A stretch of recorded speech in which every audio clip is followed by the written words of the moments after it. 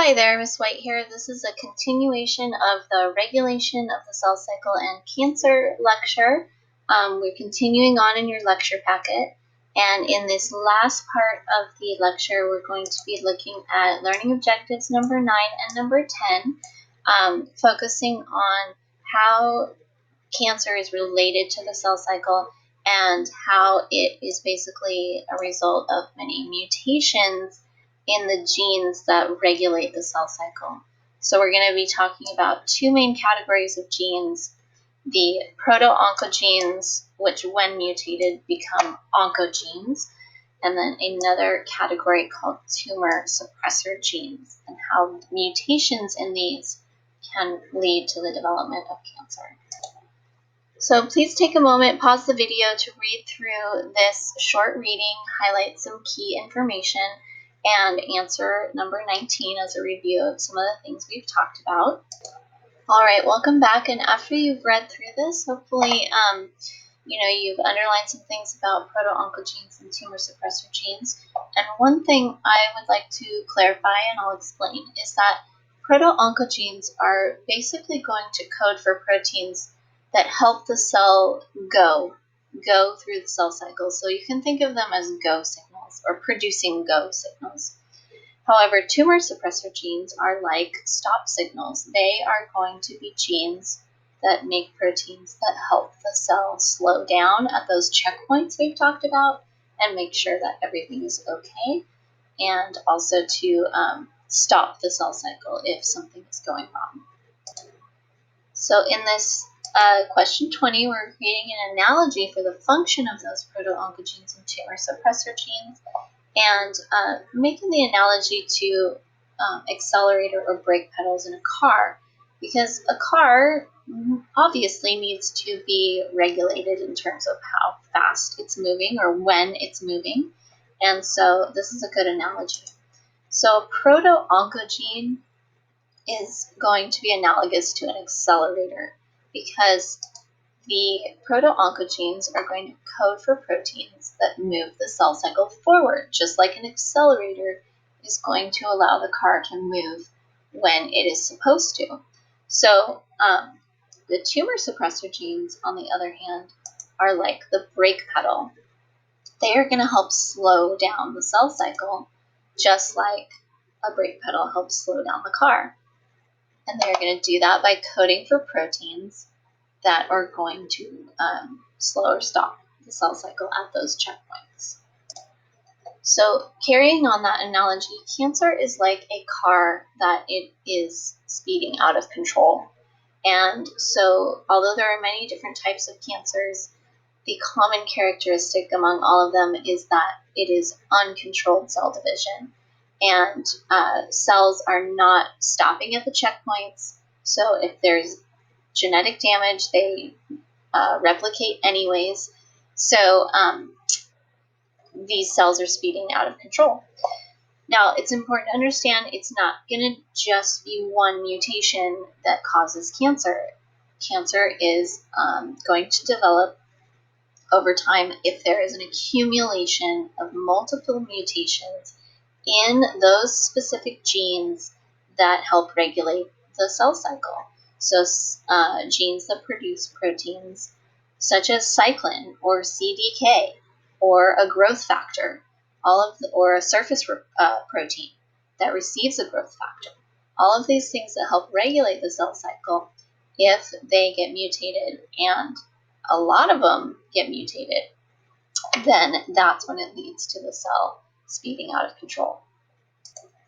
So let's focus again on the proto-oncogene. Okay, so the proto-oncogene, again, codes for proteins that promote cell division. Now, that needs to happen normally when the conditions are right and the cell needs to replicate. So the proto-oncogene is the normal form of the gene. However, if it becomes mutated, we call it an oncogene, and this prefix onco refers to cancer. You'll hear of an oncologist is going to be a doctor that you would see if you have cancer. So that, when you have proteins promoting cell division when they're not supposed to, that's going to lead to cancer, potentially.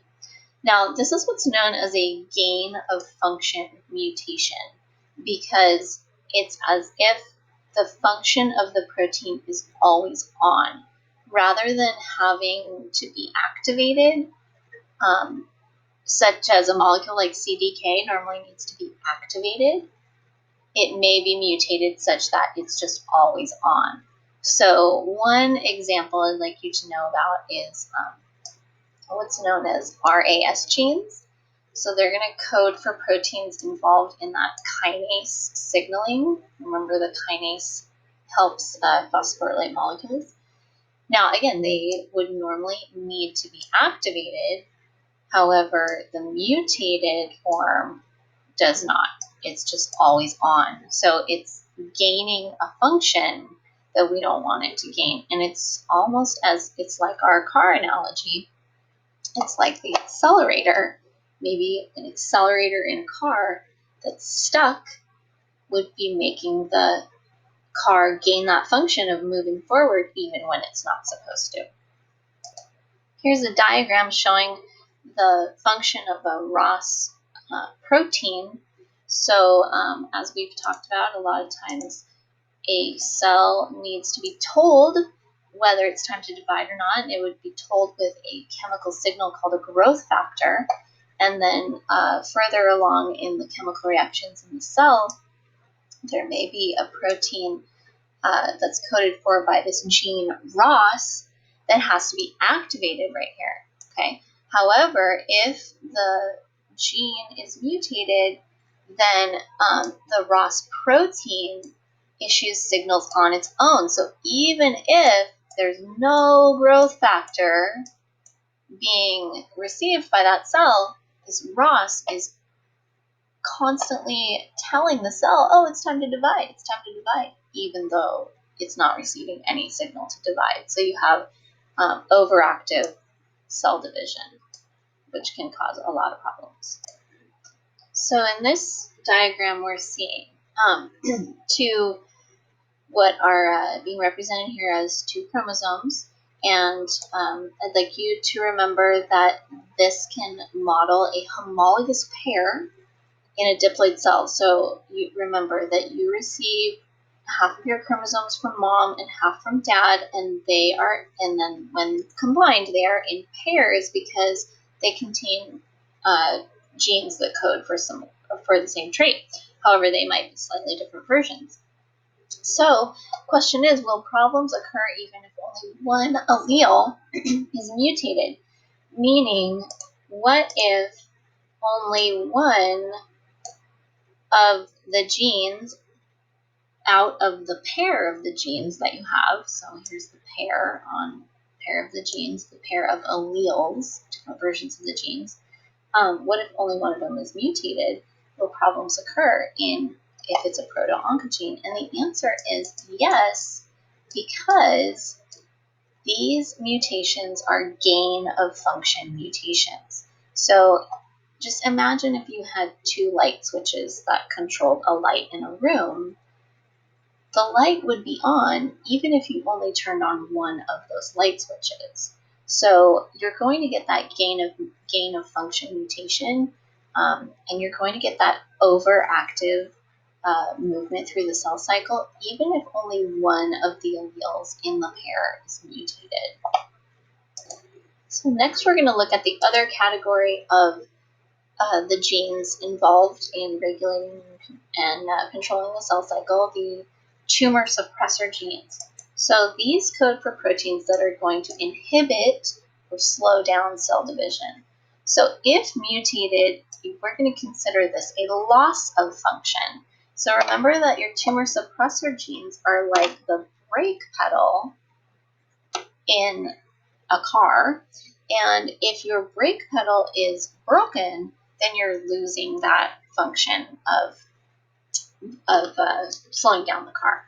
So I'd like you guys to gonna have to pick this up in the very last video. I'm reaching my limit, and so we'll see you at the next video to finish the last bit up.